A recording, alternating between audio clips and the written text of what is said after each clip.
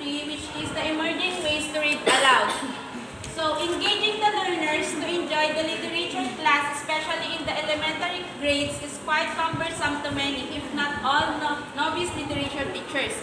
So, sabi dito, some of the teachers daw ay nahihirapan at saka walang experience when it comes to literature, teaching literature. So, some of the children has no interest and may snub literary piece and activities prepared for them.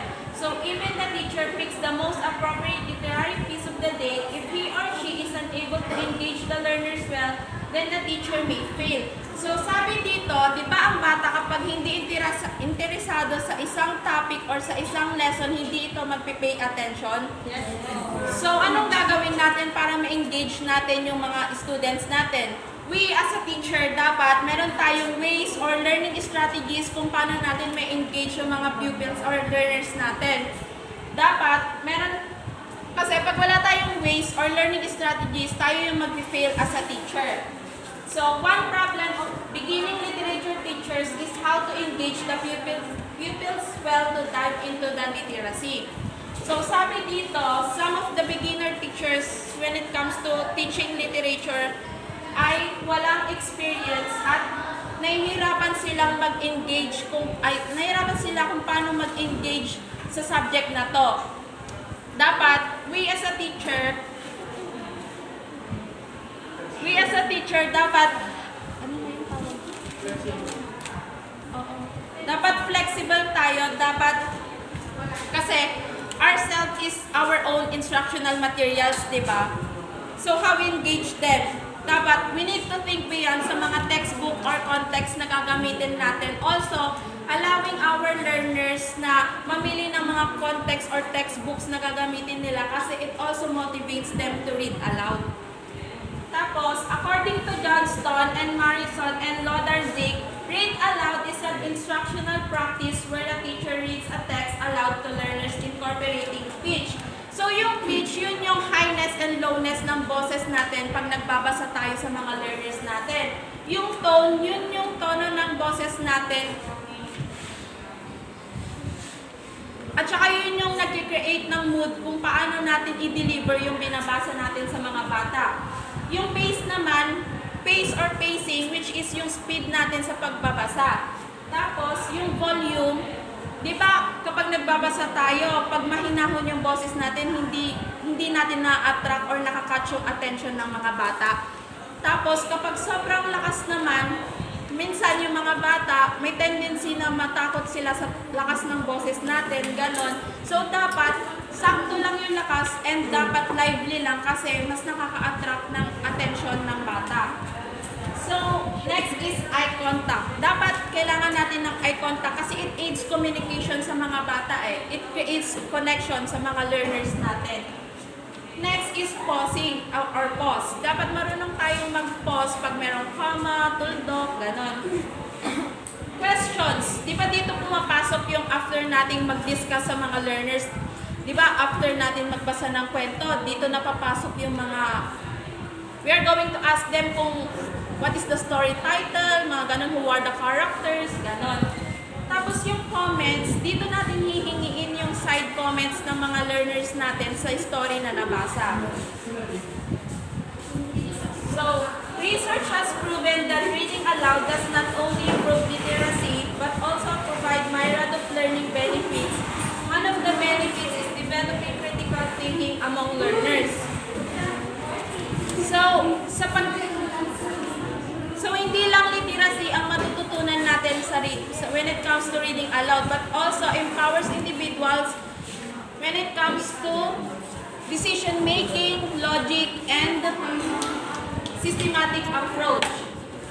So, when the teacher injects high-order questioning techniques before, during, or after the read aloud activity, the learners will have the chance to model strategies, creating conclusions, and producing sound reason. So dito, moreover, papasok ang imaginative and evaluative ng bata. Dito, usually ginagamit natin dyan yung big books at saka or picture books kasi mas nai-enhance, mas nagagamit ng bata yung imaginations nila when it comes to this. And here are some benefits of reading aloud. It engage discussion. So, ito yung interaction of the learners when they are talking some particular topics. Kunwari, example dyan is yung debate, di ba? Nagdi-debate yung mga bata, meron silang interaction sa isa't isa.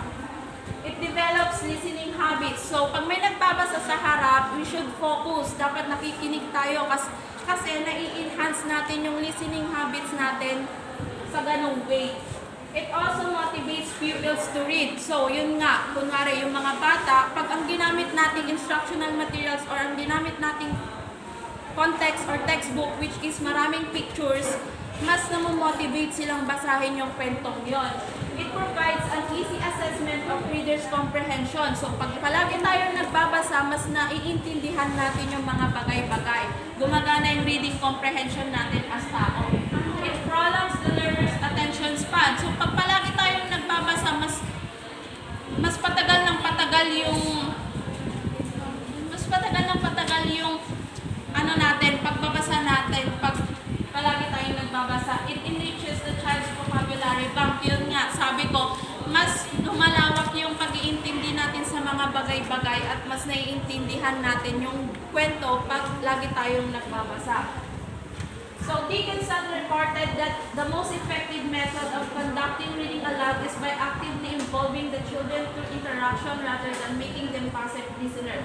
So, we as a teacher, dapat hindi tayo teacher-centered. Dapat tayo ay learner-centered. So, here are the following methods of doing the learner-focused read aloud. So, interactive reading aloud. Example dito is, kunwari, meron akong highlight or naka-underline word. Tapos, ako as a teacher, babasahin ko muna yung underline word and then papasundan ng mga bata. So, retold or dramatized reading aloud. Ito yung uulitin mo or idadramatize, ikukwento mo sa mga bata kung ano yung nangyari sa kwentong yun or i-act mo siya para mas maintindihan ng mga bata. Tapos, multiple pieces, similar topic reading aloud. Ito yung paulit-ulit nating pinapabasa sa mga learners natin para mas maintindihan nila yung kwento. Description initiated reading aloud. Ito yung papangunahan mo as a teacher. Kunwari, di ba, meron tayong presentation of the lesson. Yun yung magbibigay tayo ng idea sa mga students natin, tapos sila na yung bahalang magbasa ng kwento. Yun lang po.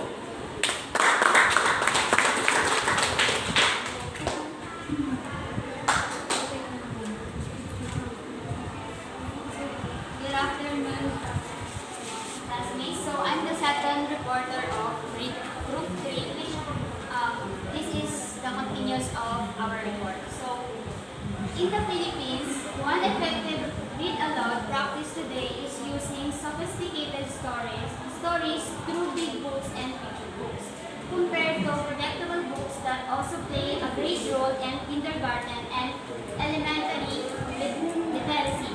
Big books and picture books help expand vocabulary and hone oral comprehensions. So when we say sophisticated stories,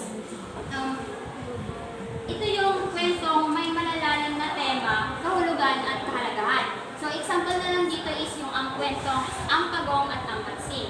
Diba, ito yung kwentong may mga temang malalalim talaga at kahulugan na kailangan pa natin i-search din, i-search sa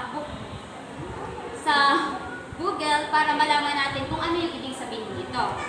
So, when we say predictable books naman, ito yung karaniwang may mga katagang paulit-ulit o mga pangungusap na nagpapakita ng pattern. Ito yung kadalasan ginagamit sa kindergarten and elementary. So, halimbawa dito is yung green eggs and ham.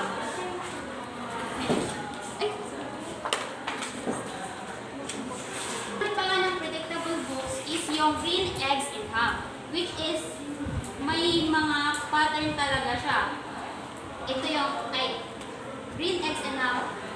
Halimbawa dito is I am Sam, I am. Ito yung kadalasan ginagamit talaga sa kindergarten. So next naman is DepEd Order 90 series of 2011. This is just one among DepEd's policies regarding the production of big books and improving the literacy of elementary readers. Reading aloud using big books with fictional characters is potentially necessary for classroom with high percentages of at-risk readers. So, dito naman, one of the policies of DepEd is the DepEd Order 90 Series of 2011, which is ang pagbabasa daw ng malakas gamit ang big book with fictional characters ay nakakatulong sa mga non-readers learners upang mas madali nilang maintindihan ang laman o pinapahiwatig sa kwento. So, therefore, effective teachers of literature can model what ideal readers do by talking aloud as they read, making children aware that they are presenting or changing their ideas about what is happening in a story. So as teacher, through talking aloud as they read, mas natutulungan natin ang mga bata na magpresenta, magbasa, magbigay ng opinion at aral sa kwento ng kanilang binasa. So, through big books and picture books, help the student expand their vocabulary and hone oral comprehension. So there are some prominent techniques in doing it aloud in literature classes. So first, can you please read?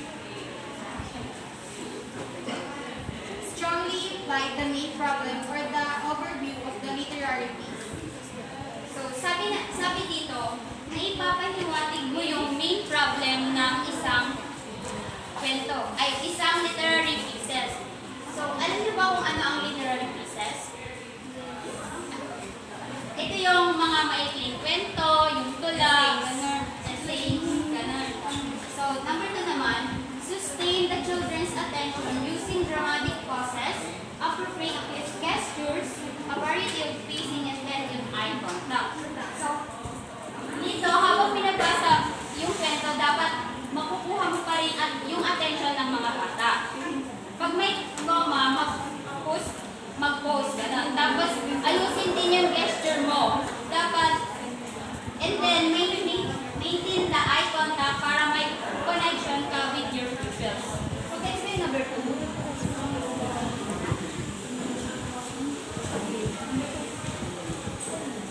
Sustain the children's attention using dramatic pauses. Appropriate gesture, a variety of pacing, and plenty of eye contact.